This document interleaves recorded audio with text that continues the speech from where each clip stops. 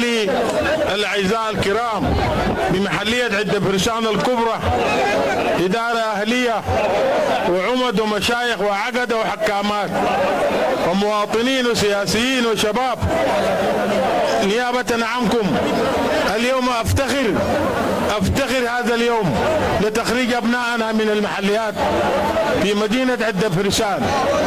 نؤكد لأبنائنا المتخرجين كل التقدم والرفعة، ونسأل الله أن تعدلوا بين أهاليكم في هذا الأمر.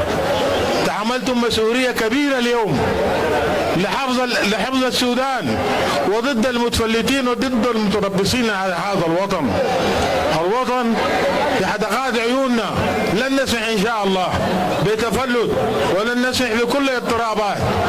ونشكر كل الحضور، رئاسة الشرطة متمثلة في وزير الداخلية وممثله مدير شرطة الولاية، وكل الوزراء وممثل حكومة الولاية وممثلين من كل المحليات، لهم الشكر والتقدير لهذا اليوم وهذا الاحتفال الكبير. بداية الشرطة الفيدرالية من محلية عدة فرسان إن شاء الله تنطلق الشرطة الفيدرالية، تنطلق من محلية عدة فرسان. ونحن نؤكد لكم يا أهلنا الكرام، نحن قدام بس ورا ما في إن شاء الله. نؤكد لكم 2 بس، ناظر وشهادة. يوم وقفنا وعلنا ما كان في تخوف أصلا، والطيارات ما زالت تضرب في الناس وتقتل في الناس وتقتل في المواطن، لكن ربنا ده أقدر من أي زول إن شاء الله. والنصر غريب، والنصر غريب.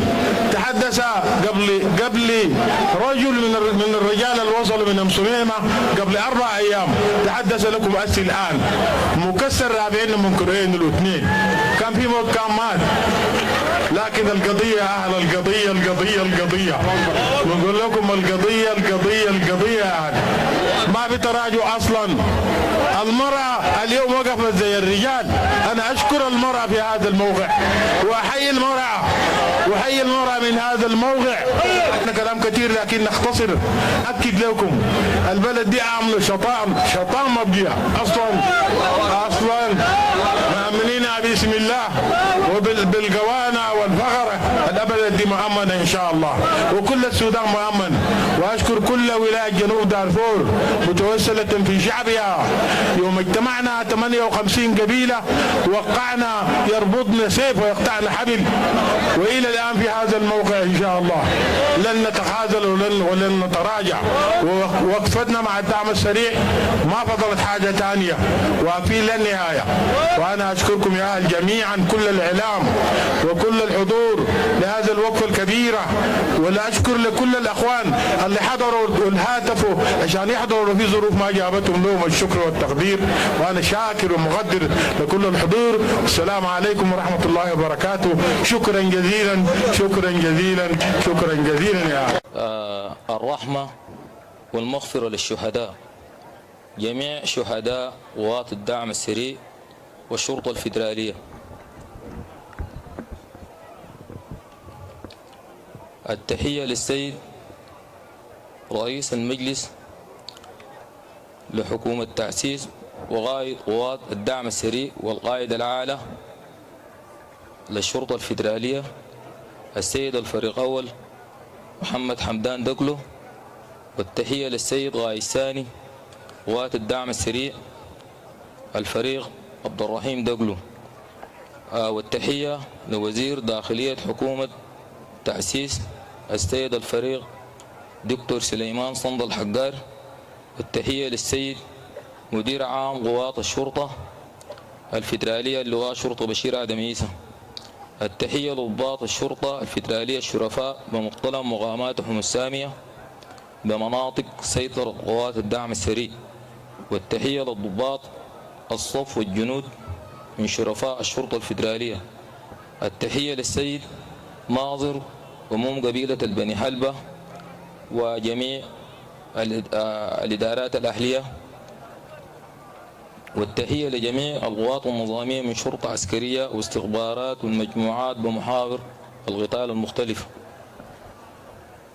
نحتفل اليوم بتخريج الدفعة الأولى من قوات الشرطة الفيدرالية بولاية جنوب دارفور في ظل حكومة تأسيس. هذه الدفعة تلقت تدريبا عسكريا وأكاديميا كاملا من محاضرات قانونية وعسكرية لفترة 6 أشهر كاملة.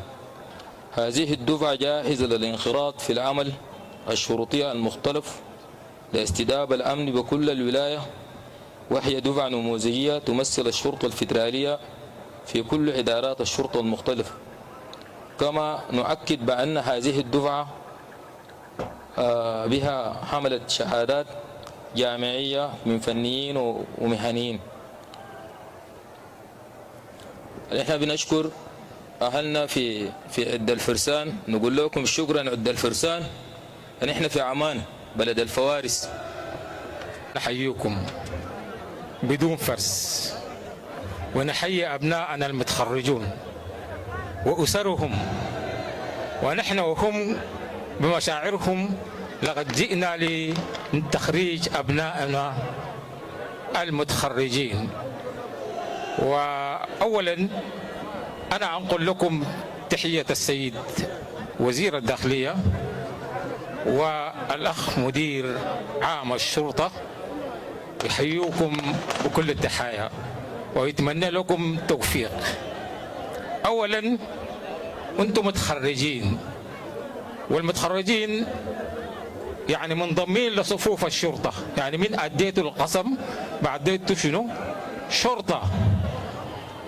ونحن في إطار الحكومة الجديدة أو حكومة تأسيس دارين شرطة فيدرالية، يعني تلبي طلبات المواطن.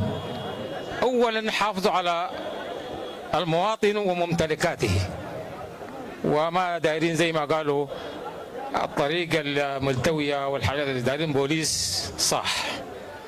نحن نحييكم كثير، ويعني ما حنزيد كثير في النقاش، لكن نتمنى لكم التوفيق، وإن شاء الله يعني أنتم بعد هذه اللحظة حتكونوا من ضمن صفوف أفراد الشرطة. تحياتي لكم وللجميع وللأخوة الحضور، والسلام عليكم ورحمة الله وبركاته.